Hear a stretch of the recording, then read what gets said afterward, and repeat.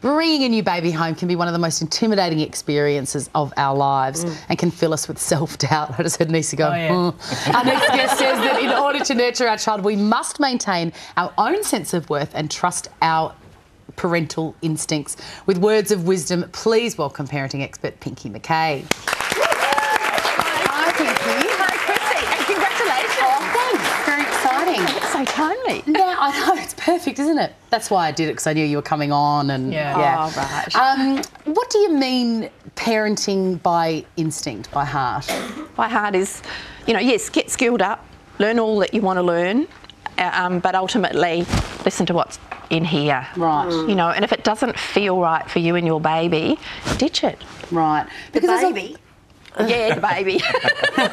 There's so much information. No, the information. You get bombarded. There is so much information, and sometimes you find yourself following instructions that do make you really uncomfortable, I think, particularly with control crying and feeding. What are some of your tips for soothing crazy babies? Soothing, she's getting in nice and early.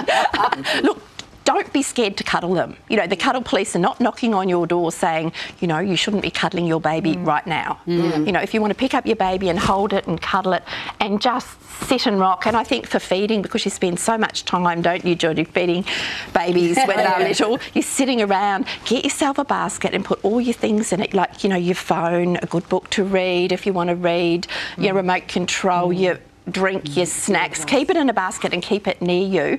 And then feeding time becomes, instead of thinking, oh, just hurry up, I really need a drink, or I want to text my friend, or I have to ring the bank manager, or whatever, you can sit there and you can just, you know, do lots of gazing at your baby too, interact with it, but, you know, do those things. And also, if you've got jobs to do them when your baby's awake, as we were just talking about before, and then that's rest. Best advice after sleep when the baby sleeps. I think you get home and you get so caught up in, like we were just saying during the break, you have to iron and, oh, I haven't done the kitchen, or I haven't washed her clothes, but very quickly I learned that whenever she's asleep, I go back to bed. Yeah, and you do the jobs when she's awake, even if you have to put her in a sling at first, you know, chuck on a load of washing while she's awake and then go to bed. Can we talk about that feeling that a lot of mothers have experienced of inadequacy, of guilt, feeling bad about yourself? Now, why do we feel like that? I think we have these great expectations. You know, we see the yummy mummies on TV, we see everybody else seems so in control, and even in mums groups, because I've visited women in the same suburb in confidentiality, because I'm a lactation consultant. You know, I can't say, oh, do you know her around the corner? She's got a baby the same age and she feels as crappy as you do. I can't say that. But I say to them, have you talked about this in your mum's group? Oh, no, everyone else is too together. And they're not, I can assure you. No, they're not. Yeah. I think it is a guilt thing. I know with my little girl, she was 4 weeks prem, so she's found it really hard to attach to me. So at the moment, we're only doing 1 or 2 breastfeeds a day, and I'm expressing. And even me, because as the girls know, and Colin knows, a bit of a control freak. And so I had maybe a deep-seated subconscious thing about, oh, I just wish, I look at all these other mums and they're just breastfeeding so easily, and I know that, oh, how can I do this? And you sort of beat yourself up on a subconscious level, and you have to just go with the flow and go, it doesn't matter, she's loved, she's getting provided, it doesn't matter if you bottle feed them, breastfeed them, as long as you... And she'll get there. You'll get there. Yeah, but you'll get there. I do think there is so much pressure on mums to have it all together and have your baby looking beautiful and all of that, which is just ridiculous. It's just actually about having that time to connect with your baby and sharing that special time at the start. Yeah, because they will never be 4 weeks old again, or 2 weeks old again, or 3 years old again, whatever it is. You know, just that time, have those moments. Absolutely. Yeah. And what about I was this sort of mother.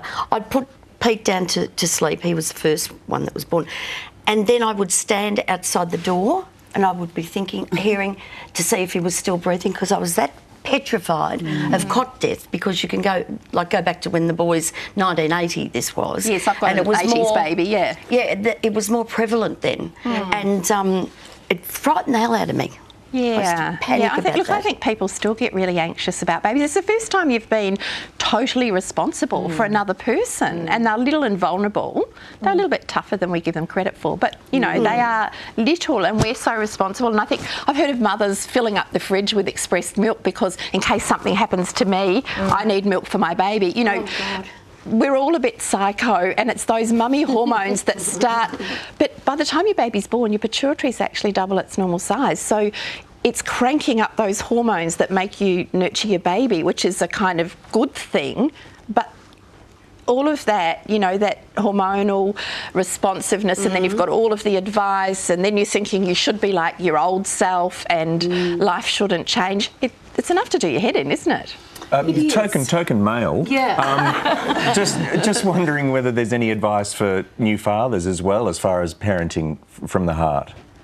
Yeah, fathers actually, the more you do with your baby, you know, cuddling, carry it around in your jacket, take it out for walks, all of those sorts of things help you bond with your baby. They actually change your hormones a little bit too. Oh, do they? And I think if Mummy Lion can step back and let you do it, doesn't matter if you get a bit of bathwater in the baby's eyes or you put the singlet on back the front, if they can step back and let you do it and let you grow that connection, they'll actually get more help. And if you want more sex, you do the dishes. That is a great piece of advice, Pinky McKay. Simple as that. Yes. Where's that in the book? Hang on, will that work for me I think I've got it in there. I've got it in there because I've got stuff about what guys can do. Can you call washing the dishes technically foreplay? It is. It's the best foreplay out. You can indeed. Please put your hands together for Pinky McKay and her amazing advice. Plenty more to come this morning on The Circle, and stand by because shortly we'll tell you who has won a family trip to Hawaii in our latest competition. Could be you. We'll be back.